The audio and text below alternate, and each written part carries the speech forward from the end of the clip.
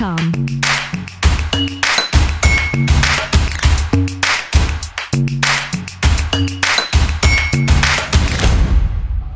Olá, espero que você esteja bem. Na aula de hoje, vamos trabalhar com zero real de função real. Começamos com o seguinte comentário.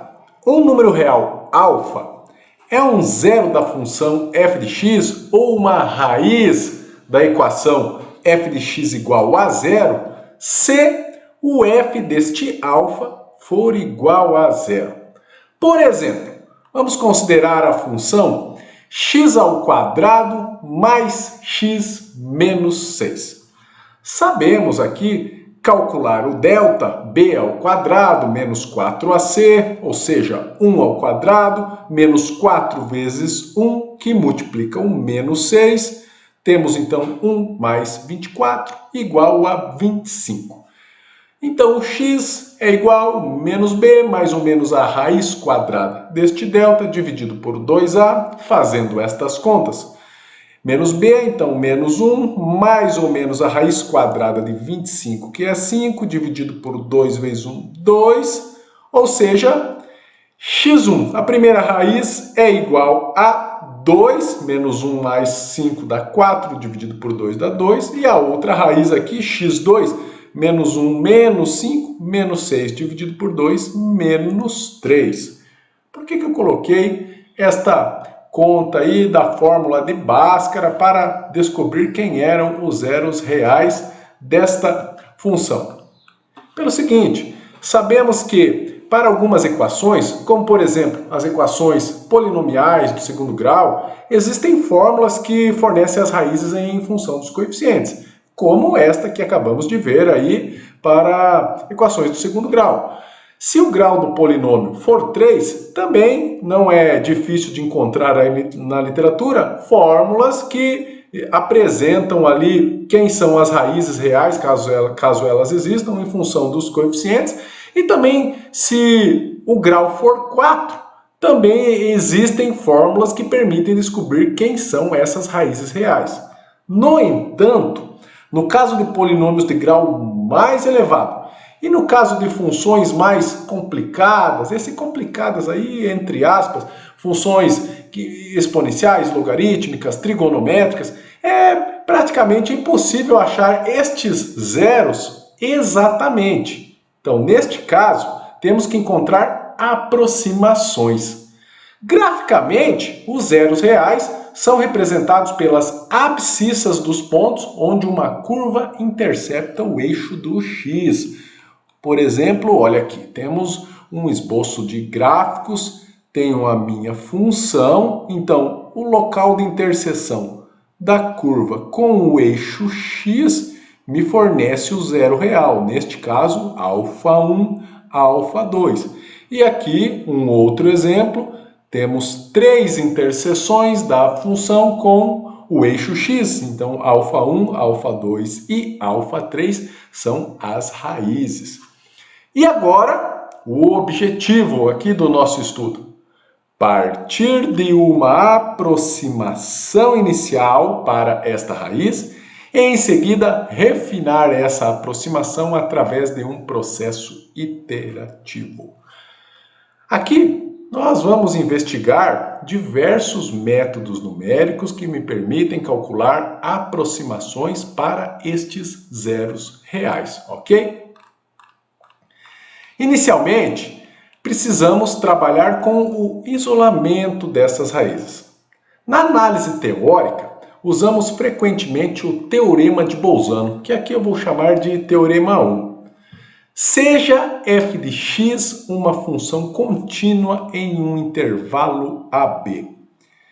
Se o f de A, que multiplica o f de B, for menor que zero, então existe pelo menos um ponto x igual a alfa entre ali o A e o B, que é o zero de f de x. Graficamente, olha aqui o que o teorema quer dizer. Observando este primeiro gráfico aqui, temos um intervalo AB, f de A, um valor negativo, ok? F de B, um valor positivo. F de A que multiplica F de B é um número menor que zero. E, então, pelo teorema, eu sei que existe pelo menos uma raiz aí no intervalo AB. Eu estou vendo graficamente aqui, eu sei que é uma, mas estamos pensando aqui numa análise teórica, sem observar o esboço do gráfico, ok? Pega esse outro exemplo aqui. Tenho o A e tenho o B.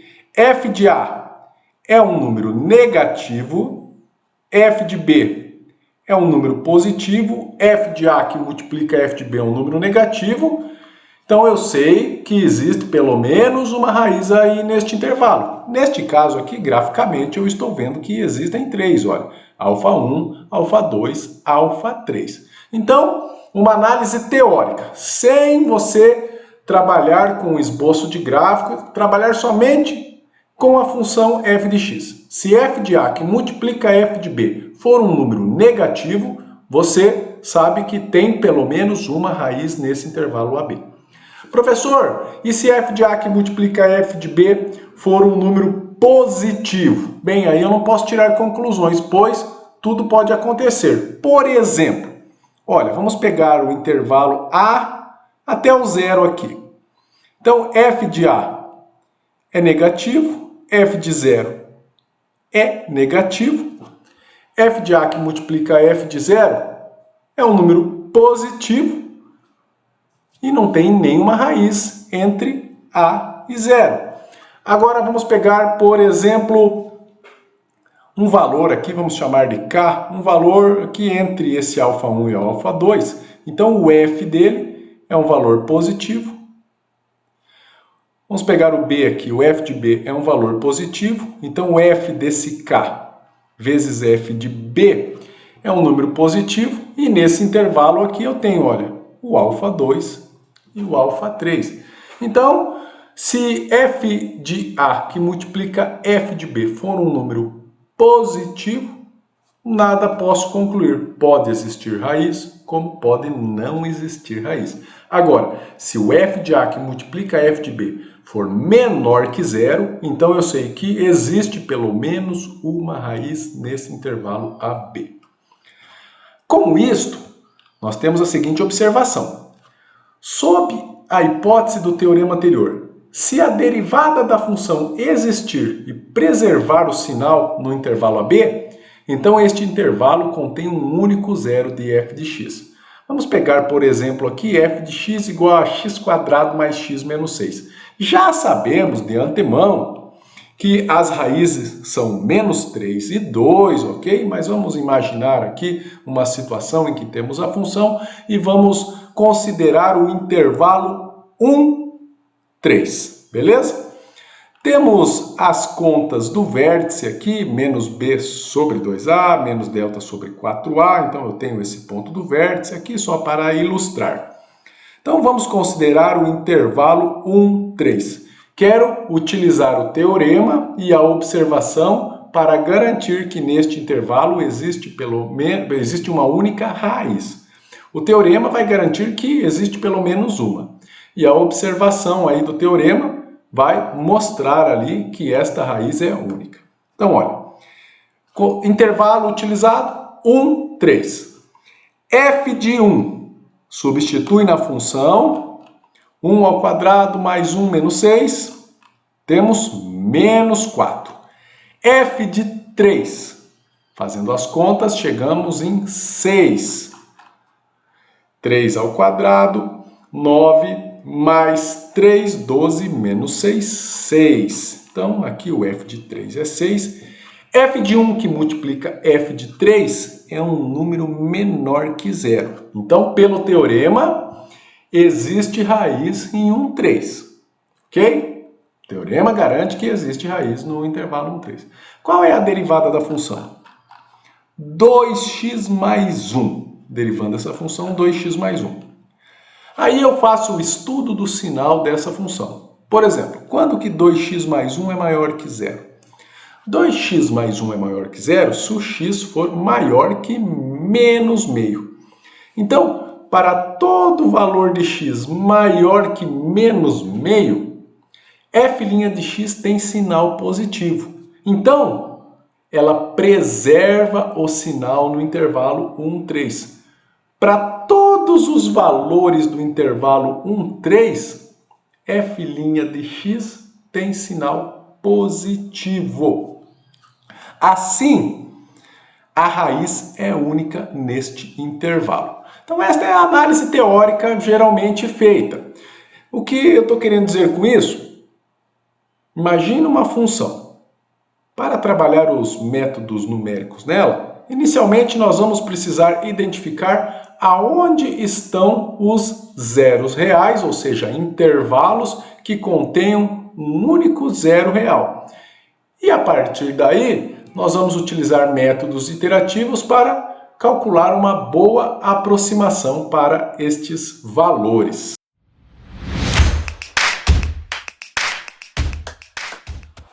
Agora vamos olhar alguns exercícios aí para fixar esses conceitos que acabamos de ver. Por exemplo, dada f de x igual x ao cubo menos 9x mais 3. Sabendo que as raízes se encontram no intervalo menos 10, 5. Utilize o teorema 1, ou seja, o teorema de Bolzano, para localizar intervalos que contenham as raízes. Aqui, uma análise teórica, ok? O que nós podemos fazer? Podemos pegar o intervalo menos 10, 5 e particionar em vários subintervalos. Por exemplo, eu marquei aqui, olha, em uma tabela, o menos 10, o menos 5, o menos 3, o menos 1, o 0, o 1, 2, 3 e 5. E aí nós vamos começar a estudar o sinal da função para esses valores. Observe, f de menos 10. Colocando menos 10 aqui na função f, menos 10 ao cubo, menos 9 que multiplica menos 10 mais 3, a resposta será um número negativo. Por isso que eu coloquei este menos aqui. Ok? Agora, menos 5. Menos 5 ao cubo, menos 9 que multiplica menos 5, mais 3. Fazendo as contas aí em uma calculadora, você verá que a resposta também é um número negativo. E a pergunta, existe algum zero real entre menos 10 e menos 5? Olha, f de menos 10 que multiplica f de menos 5, menos com menos, sinal positivo, maior que zero, não sei. Pode ser que as três raízes estejam dentro do intervalo menos 10, menos 5, pode ser que tenha uma, pode ser que tenha duas, pode ser que não tenha nenhuma raiz ali dentro. Continuamos nossa análise. Menos 3, f de menos 3 ao cubo, menos 9 que multiplica menos 3, mais 3. Um valor positivo. Opa, aqui eu já presto atenção no seguinte detalhe. f de menos 5 que multiplica f de menos 3, olha, menos com mais, menos, é um valor negativo. Ou seja, pelo teorema de Bolzano, eu sei que existe pelo menos uma raiz neste intervalo. Pode ser que tenha mais de uma raiz, pode ser que todas as raízes estejam aí, mas eu sei que no mínimo uma tem. f de menos 1. Menos 1 ao cubo, menos 9 que multiplica menos 1, mais 3, vai ser um valor positivo. Então não posso concluir nada aqui entre menos 3 e menos 1, porque f de menos 3 que multiplica f de menos 1 é positivo. Quando x for zero, f de 0 é 3, um valor positivo, também não posso garantir nada aqui entre menos 1 e 0. Quando x for 1, f de 1 vai ser um valor negativo. Opa, olha que detalhe interessante. f de 0 que multiplica f de 1 será um número negativo. Então, eu sei que existe pelo menos uma raiz aqui no intervalo 0, 1. Já tenho dois intervalos. Continuando as contas, destacamos aqui, olha, f de 2 é um número negativo, f de 3 é um número positivo. Opa, No intervalo 2, 3, pelo teorema, eu sei que existe pelo menos uma raiz. Olha que legal, então. Como f de x é contínua, temos que cada um dos intervalos, o intervalo 1, 2, 3, contém pelo menos um zero de f. Como f é de grau 3, podemos afirmar que cada intervalo contém um único zero de f de x. E assim, uma análise teórica, eu consegui identificar intervalos que contenham um único zero. O próximo passo, aí sim seria entrar no cálculo numérico, seria, por exemplo, pegar esse intervalo I3, que vai de 2 a 3, eu sei que tem um único zero ali dentro, e agora eu quero calcular uma aproximação para esse zero real. Isso são cenas dos próximos capítulos. Um outro exercício. Dada f de x igual raiz de x menos 5 que multiplica e elevado a menos x. Utilize o teorema 1 para localizar um intervalo que contém a raiz e mostre que ela é única neste intervalo. Bom, começamos aqui destacando que o domínio da função são os valores de x, tal que x é maior ou igual a zero. Verdade, eu não vou poder trabalhar aqui com valores de x negativos por causa dessa raiz quadrada. Então, observe essa tabela. Quando x for zero, f de x será negativo. Quando x for 1, f de x será negativo. Essas contas você faz aí na calculadora, ok? Aqui eu já estou indo direto, colocando só o sinal, se é positivo ou negativo. F de 2, raiz de 2 menos 5 que multiplica e elevado a menos 2. Então, f de 2 é positivo. Olha, menos com mais menos, então tem a raiz aqui no intervalo 1, 2. Se você continuar aí, fazer para 3, para 4, para 5, você vai ver que sempre será positivo. Agora eu quero mostrar que é única essa raiz no intervalo 1, 2. Então, qual é a derivada? Derivada do raiz de x, que é raiz de x é x elevado a meio, então ficamos com meio que multiplica x elevado a meio menos 1, que é menos meio, mais a derivada aqui, o menos 5 sai da derivada de e elevado a menos x é e elevado a menos x, que multiplica menos 1, então esse menos com menos aqui vira este mais 5e na menos x.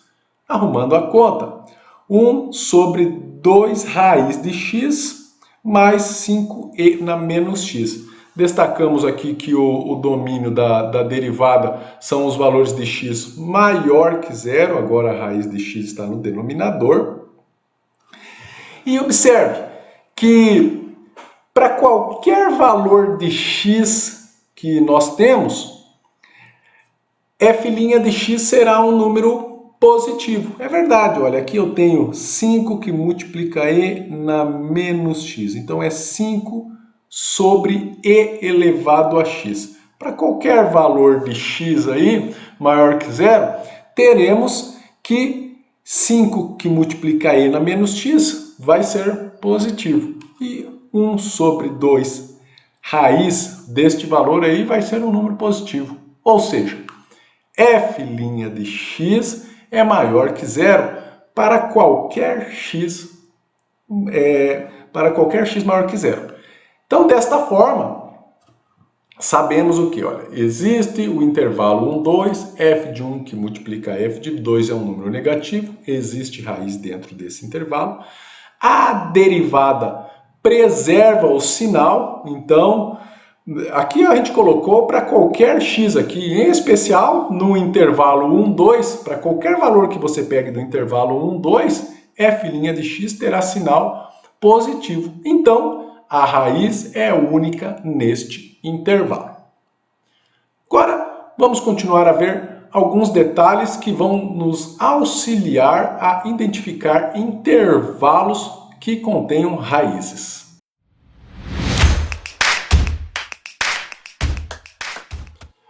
Então, para se obter uma boa aproximação, é fundamental utilizar um dos seguintes processos. O primeiro deles, fazer um esboço do gráfico da função e localizar as interseções com o eixo OX. Aqui não é utilizar todas aquelas técnicas que a gente trabalha no cálculo 1, cálculo 2, para fazer um estudo da função, não. Aqui é montar uma pequena tabela de valores e calcular o valor da função para esses valores de x, marcar alguns pontos em um plano cartesiano e fazer um grosseiro esboço da função. Eu estou interessado em localizar interseções dessa função com o eixo x, ok? Então é um esboço grosseiro, isso ajuda em muito. Por exemplo, localize graficamente a raiz de f de x igual a 667,38 dividido por x, que multiplica 1 menos e elevado a menos 0,146843, que multiplica x, fecha parênteses, menos 40. E ainda a dica aqui é que essa raiz se encontra no intervalo 4, 20. O que podemos fazer?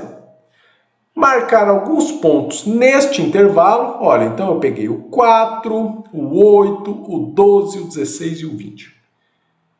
Calculei o f de x para esses valores de x. 34, 17, 6, menos 2, menos 8. E agora, marco esses pares ordenados no plano cartesiano. Olha lá.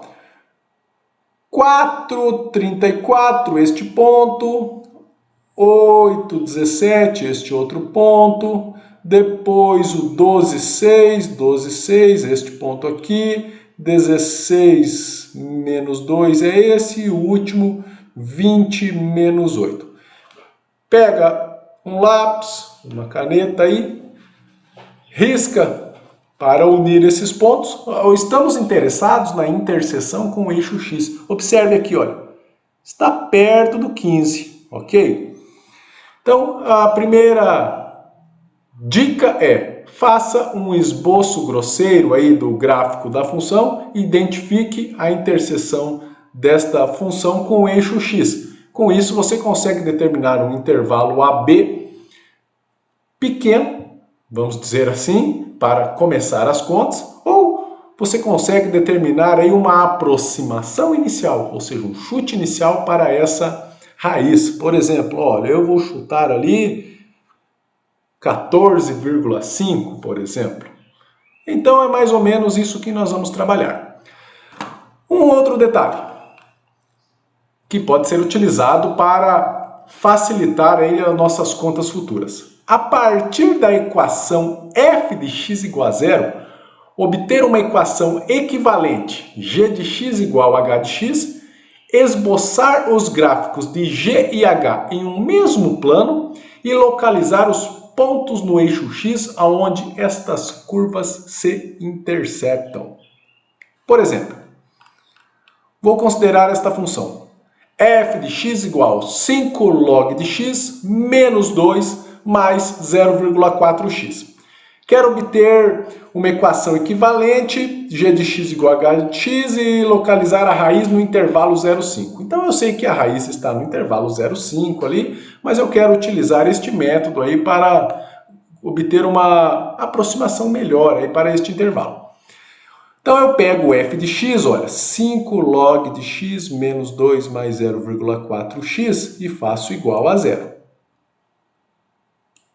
E agora eu monto a equação equivalente, ou seja, eu posso pegar e montar de diversas formas. Eu vou montar o seguinte, ó, em ambos os lados dessa igualdade, eu vou adicionar 2 e vou subtrair 0,4x. Ou seja, vou pegar este menos 2 e este 0,4x e mandar lá para o outro lado da igualdade. Então ficaremos com 5 log x igual menos 0,4x mais 2. Assim, g de x será 5 log x e h de x será menos 0,4x mais 2. Eu tenho aqui a g de x e h de x. Agora, Em um mesmo plano cartesiano, eu faço o esboço de G e H. Então, calculei alguns valores aqui de x e g de x. Observe que, dependendo do caso, a gente não consegue calcular alguns valores. Por exemplo, quando x é zero, eu não vou conseguir calcular aqui o 5 log de x. Não tem problema. Começamos do 1 aqui, ó. Então, calcula g de 1, g de 2, g de 3, g de 4, g de 5. Tem os valores aqui. H de x é uma reta, então basta 2 pontos aí para determinar ela. Quando x for zero, H de x é 2, quando x for 5. H de x é 0, então o ponto 0, 2 e o ponto 5, 0 são pontos desta reta. Fazendo o esboço, olha, tracejado aqui eu tenho a G e aqui temos a H. Este ponto de interseção, então eu vou traçar aqui uma paralela ao eixo Y, passando por esse ponto. Então, passando bem nesse ponto aqui, este valor do eixo X é o zero real da minha f de x original. Ou seja, um valor aqui bem perto do 2, 1,85, eu ia chutar aqui 1,87. Observe que está entre 1 e 2 a minha raiz. Quem é f de 1? Menos 1,6. Quem é o f de 2? 0,31. Então, o plano é, pegou uma função f qualquer aí. Faça um esboço do gráfico dela, como a parte I que nós destacamos aqui, ou transforme a equação f de x igual a zero em uma equação equivalente, g de x igual a h de x. Faça o esboço destas duas, procure interseções e você vai conseguir aí boas aproximações para intervalos que contenham as raízes e também boas aproximações para as raízes, para assim começar os métodos numéricos. Agora, isso a gente faz no caderno, aí, no papel e caneta. O mais importante é o item 3. Utilizar programas computacionais para esboçar gráficos. Cálculo numérico a gente trabalha no computador. A gente faz essas contas aí no papel, com a calculadora, para a gente aprender, entender a teoria ali. Mas a ideia é trabalharmos computacionalmente. Então, em homenagem a isso, vamos lá no R ver como fazemos o item I e o item 2i.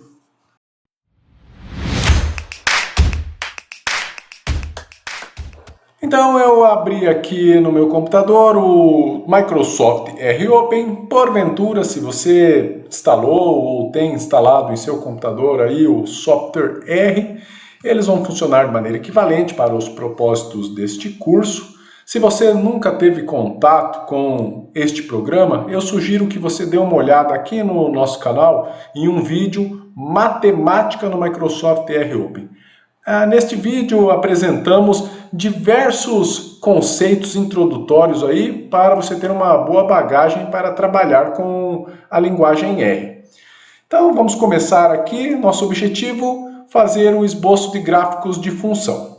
Então, sempre que eu coloco este símbolo hashtag em um texto à frente, isto é interpretado como um comentário aqui na linguagem para executar um comando que está nesta parte aqui, que é o script. Aqui em cima no console eu aperto Ctrl R, observe o gráfico de função, meu comentário. Vou colocar, eu apaguei aqui a janela gráfica, vou colocar uma janela gráfica plot.new para criar uma nova janela gráfica. Vou colocar aqui ela onde ela estava. Ok. E vamos começar a trabalhar. Vou fazer uma função f de x igual x² mais x menos 6. Então, f recebe um sinal de menor e um sinal de menos, função ali em inglês, entre parênteses, a minha variável x, e aí entre chaves a função x² mais x menos 6. Vou executar essa função, Ctrl R. Observe que ela já está no meu sistema. Quem é f de 2? É 0, já temos uma raiz aí. F de 4 é 14, f de menos 2, menos 4. Então a função f está definida. Agora vamos fazer o esboço. Plot, o comando, entre parênteses, f, a função que eu acabei de definir, vírgula. Intervalo inicial e intervalo final, vou fazer de menos 4 até 4. LWD, aqui a espessura da curva, eu vou deixar o 4, vírgula, cor, vou deixar em azul. Então vou executar todo esse comando, Ctrl R, olha lá, apareceu a minha função. Agora eu posso fazer o eixo X e o eixo Y através do comando abline, parênteses, horizontal igual a 0, vertical igual a 0, LWD igual a 4, a espessura 4, então vou fazer o eixo X horizontal, o eixo Y o vertical, Ctrl R, tenho aqui. Destacamos as raízes, aqui temos uma raiz e aqui temos outra raiz, que já sabemos que é o 2. Observe que é bem prático para fazer o esboço de uma função aqui no software R. O que a gente pode fazer é utilizar o item 2i, que a gente viu agora há pouco, que é esboçar duas curvas em um mesmo plano cartesiano. Vou pegar, por exemplo, o exercício que a gente tinha feito, onde a minha g era a 5 log de x, então vou definir ela, olha, g vai ser a 5 log de x, vou fazer o gráfico dela. Plot G de 0 até 5, espessura 4, cor azul. Então vamos fazer, observe que ele sobrescreveu o que tinha feito antes. Vou fazer o eixo X e o eixo Y. Agora a minha H era aquela reta menos 0,4x mais 2. Então fiz a H aqui, H recebe uma função de x, menos 0,4x mais 2. E para fazer o gráfico da H e não sobrescrever este gráfico, nós colocamos este comando add igual a t, de true.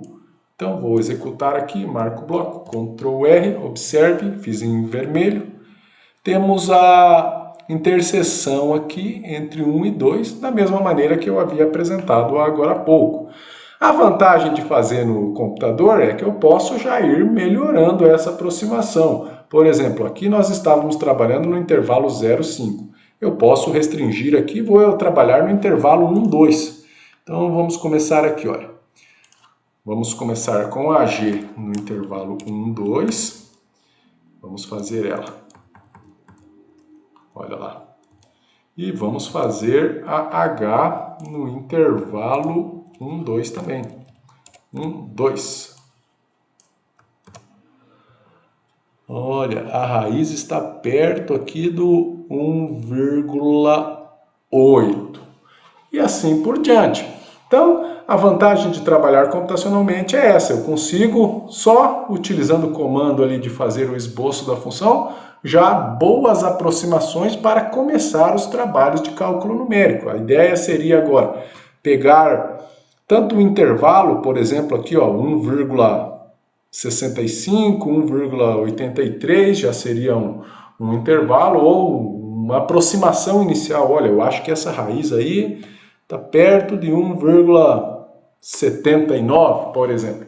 E utilizar isto para calcular uma boa aproximação, ok? Então eu peço que você faça alguns testes, pegue algumas funções e treine aí esse recurso de esboçar o gráfico para facilitar nossas futuras contas.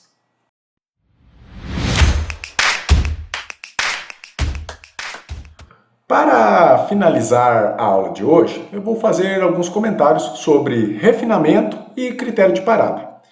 Começando pelo refinamento, destaco que estudaremos métodos numéricos de refinamento de raiz, ou seja, os métodos pertencem à classe dos métodos iterativos. E estes métodos iterativos para obter zero real de funções, eles fornecem apenas a aproximação para a solução exata, ok? Dependendo da função, pode ser que algum método utilizado ali forneça o R$0, mas o mais usual aí é calcular aproximações para o R$0. Agora um comentário sobre critério de parada. X barra é uma raiz aproximada com precisão εc e módulo do x barra menos alfa for menor que epsilon ou módulo do f de x barra for menor que epsilon. Vou deixar esta aí para daqui a pouquinho e quero fazer um pequeno comentário aqui sobre a 2i. Olha, é preciso ter cuidado e ter uma ideia do comportamento da função, pois o módulo do f do valor ser próximo de 0 não implica em dizer que este valor está perto do alfa. Nós sabemos que o f do alfa é 0. Agora, o f de algum valor ali ser próximo de 0 não necessariamente implica que esse valor está próximo do alfa. Por exemplo, eu vou no software R mostrar o gráfico desta função. Olha, x elevado a menos 3 que multiplica ln de x. Nesta função, o R$0 é o 1. Mas vamos ver qual é o comportamento desta função ali no software R. Então eu peguei e defini a função x elevado a menos 3, que multiplica o ln de x. Destaco que aqui no R, o ln é definido dentro da função log. Então este aqui é o ln de x. Vou definir esta função. Ok? Vou fazer o gráfico desta função no intervalo de 0,8 até 5, por isso que eu coloquei aqui o 0,8, pois no R nós trabalhamos com ponto ao invés de vírgula. Vou fazer o gráfico. Sabemos que o R$0 é o 1. Vou fazer só o eixo X. Olha, quem é o f de 1? Só para a gente garantir aqui, f de 1 é 0, ok? Observe que conforme eu vou me distanciando do alfa, que é este valor aqui, cada vez mais o f destes valores vai ficando perto de 0. Ou seja, olha, quem é f de 2? 0,08. Quem é f de 6? 0,008. Quem é f de 15? 0,0008. Opa, então aqui eu destaco aquela fala, olha, o f de um valor ser próximo de 0 não necessariamente indica que este valor está perto do alfa. Observe, o 15. F de 15 é 0,0008. Mas o 15 está bem longe do alfa, que é o 1. Ok?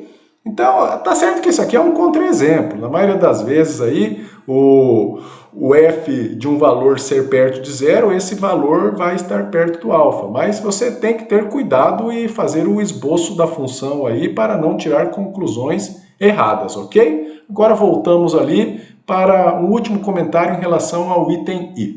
Então, só para lembrar, o item I é o módulo do x barra, é a aproximação, menos o alfa ser menor que o meu erro, menor que epsilon. O detalhe é, como que eu vou garantir isso se nós não conhecemos o alfa? Então, uma forma é reduzir o intervalo AB a cada iteração. A partir do momento que a gente conseguir um intervalo, vamos dizer, vou chamar de AB, quando eu conseguir um intervalo AB, tal que B menos A for menor que o meu erro, qualquer valor deste intervalo poderá ser tomado como uma boa aproximação para a raiz real, ok? Estas são cenas dos próximos capítulos, vamos começar a trabalhar com isso no próximo vídeo, no método da bissecção. Então eu espero que você refaça aí os estudos que trabalhamos neste vídeo. Qualquer dúvida, entre em contato, envie um e-mail, escreva um comentário neste vídeo e nos vemos na próxima aula. Um abraço!